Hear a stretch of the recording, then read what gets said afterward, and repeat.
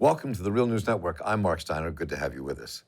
On Thursday at 2 a.m., heavily armed Israeli troops raided the offices of the Addameer organization. Addameer is a legal defense organization in Palestine and Israel, whose offices are at the heart of the Palestinian city of Ramallah, which is in Area A, supposedly under the political and security jurisdiction of the Palestinian Authority. Israeli soldiers entered the office, damaging and seizing computers along with memory chips from cameras, and private documents were taken. On the following day, Addameer held a press conference to report the raid and protest it. And here's Shatha Odeh, who's representative of the Palestinian Forum, Palestinian non-governmental group, speaking at that press conference.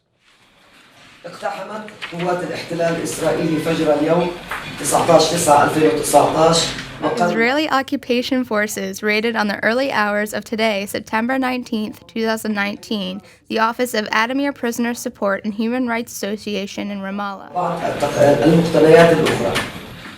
The forces stole a number of laptops in addition to several other belongings.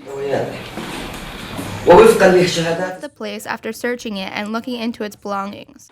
According to testimonies for the residents around the office, the soldiers came at around 2 a.m. They raided the office, which was in the first floor of the Sabat building, located in Musa Tawashe Street, الأولى العمارة صباط العمارة next to Al Rafidiyyan Square. الواقعة في شارع موسى طواشة بالقرب من دوار. According to Addameer's staff, the soldiers searched the office and confiscated 5 laptops, 3 memories of laptops, 1 laptop card, 1 camera memory, and several books. المقر قبل أن تستولي على 5 أجهزة حاسوب The soldiers, in fact, left a piece of paper written on it, the stolen belongings. ذاكرات لأجهزة حاسوب أخرى وذاكرة كاميرا تصوير ومجموعة من الكتب.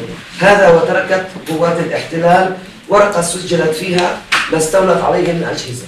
Addameer is an organization, as I said, for prisoners' rights and human rights that provides legal assistance and information for Palestinian prisoners held in Israeli and Palestinian prisons and jails. In Arabic, Addameer means conscience. In Palestine and Israel, it's very well known and an important organization. But the international media barely covered the military raid on their offices, in part because the media was focused on Israeli elections and may have been also because the Israeli government's strategy to ensure that this was backed up till later. This is not the first time when Israeli forces raided Addameer's offices. And we are joined now by Sahar Francis, who has been the general director of the Ramallah-based organization Addameer, a prisoner support and human rights organization since 2006. And Addameer is an NGO and provides legal and advocacy support for political prisoners, both in Israel and Palestine. And for over 20 years, Sahar Francis has been a human rights lawyer. She serves on the board of the Defense for Children International and on the Union of Agricultural Work Committees. And welcome, good to have you with us here on The Real News, Sahar. Hello. So let's just begin. For many of our viewers who may not even know about Addameer and what you do, just very briefly describe your work, the numbers of people you are working with, and why. As you said, we are a legal service-oriented organization that offers free representation for the Palestinian political prisoners under the Israeli occupation and in the Palestinian Authority side. We do advocacy on their behalf, and we do monitor violations and other torture, ill treatment that they face through our visitation program. We are 25 people in the office, and our office is based in Ramallah, actually, at Area A as well. And you said Area A, so let's talk about this for a minute. So Area A, as we know, this is a very convoluted way that whole area, the whole part of Israel and Palestine are divided up for control. But Area A is where Palestinian Authority is supposed to have control. So according to the Oslo Agreement that was signed many years back, Israeli troops are not supposed to go into Area A unless they are invited or if they're in hot pursuit. So tell me why this happened the way it did. Why do you think there was this attack on your offices? And why do you think it was, why it waited until after the results of the election came in? So how does all this fit together? Actually, it should be highlighted that since the second Intifada, actually, in 2000, this division of Area A, B, and C is not existing, actually, because the Israeli army is raiding the Palestinian cities, which is classified as Area A, every day. And whenever they want, whenever they claim that they are any military activity. Actually, they can enter Area A and arrest people. They do arrest people. They do confiscate cameras from the street. They raid offices of other NGOs or other institutions. So it's not out of a sudden that they raided Ramallah in the 19th September and raided our offices. And this is the second time, actually. The third time, in 2002 and in 2012, they raided the offices of Addameer.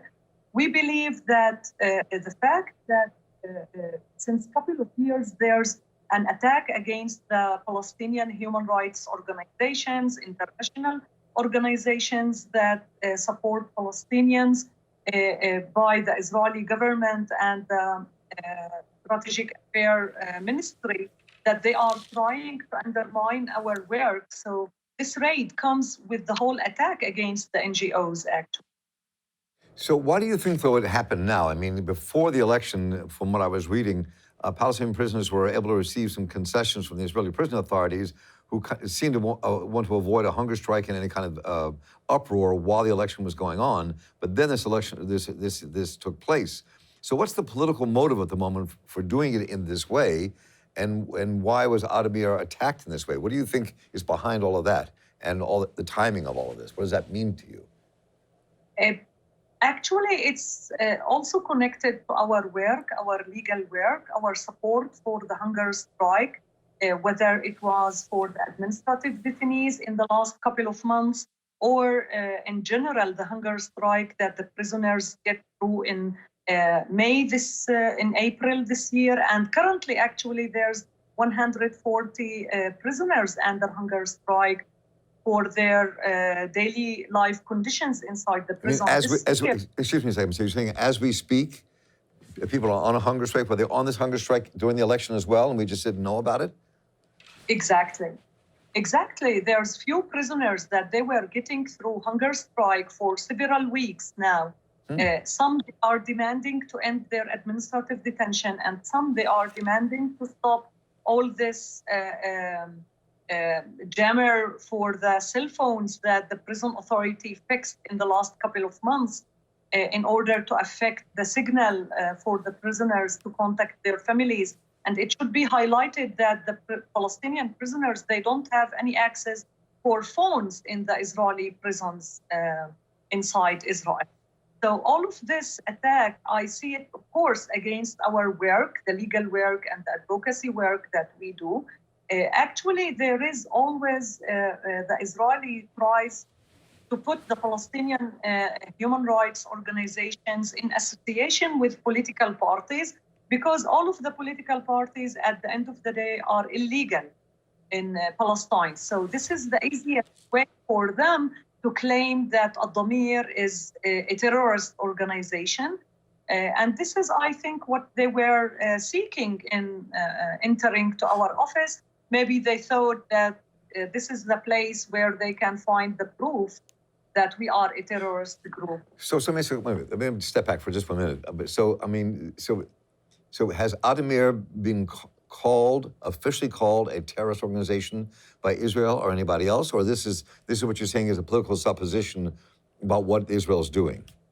No, what I mean, the campaign I mentioned before against Palestinian civil society organizations like Addameer, like other organizations, including Al-Haq, for example, or Defense for Children, the NGO Monitor Group and the UK Lawyers for Israel and other like UN Watch and other organizations that they are close to the Israeli government, they are reporting and issuing reports against the Palestinian organization, claiming that we are supporting terror by being legal work or because we support PDS, and mainly because of our work in the international level, including the work versus the International Criminal Court Act. So let's talk a bit about what happened in this raid. So exactly what was taken and what kind of information was seized at your office? I mean, you represent how many prisoners at the moment? At the moment, around 250. So you have 250 prisoners in both Palestinian and Israeli jails that you're representing. So what about the information that was taken and the computers? What was in there and what is the danger here, and how does that deal with all the work you're doing and the privacy of the prisoners? I mean, how does this? What's the consequence of this? Of course, first of all, this is a violation for the secrecy right of the prisoners with their lawyers, because our computers that they were taken, including, of course, information and especially visits that we do to the prisons to monitor torture and ill treatment and health conditions. So all this information should be part of the secrecy of the client and the lawyer, and they violated this by taking 5 computers from the organization, including, of course, computers used for advocacy and other programs. We are not sure if they copied files or other documents from the office, because they didn't left any indication about what exactly they took from the publications or the books.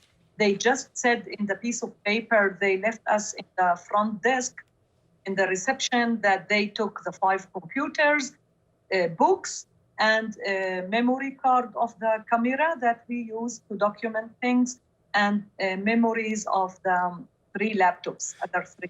So one last quick question here. So A, I'm very curious, do you have backup information to secure what you have? And B, what comes next for you and the organization and what just happened? Of course, we have backup. Good. So on the level of the information, we didn't lose much. We can recover very soon. On the level of the property they stole, I don't expect that we will get it back, because from our experience in 2012, actually, they never give back the computers that they stole at that time, claiming that they were taken for security check, which didn't end till now. So we don't expect that we will get these computers back. How we will continue? Of course, we will continue in our work and in our struggle for the rights of these prisoners to be free of torture and getting fair trial and not be subjected for all these grave breaches that Israeli forces are committing. Well, Sahar Francis, thank you so much for joining us today. We look forward to staying in touch with you. We want to see how this rolls out and what the consequences are, and stay on top of the work you're doing in Israel and Palestine. Thank you so much for your work, and thank you so much for your time with us today. Thank you. It's been a pleasure. And I'm Mark Steiner here for the Real News Network. Let us know what you think. Give us your ideas. Take care.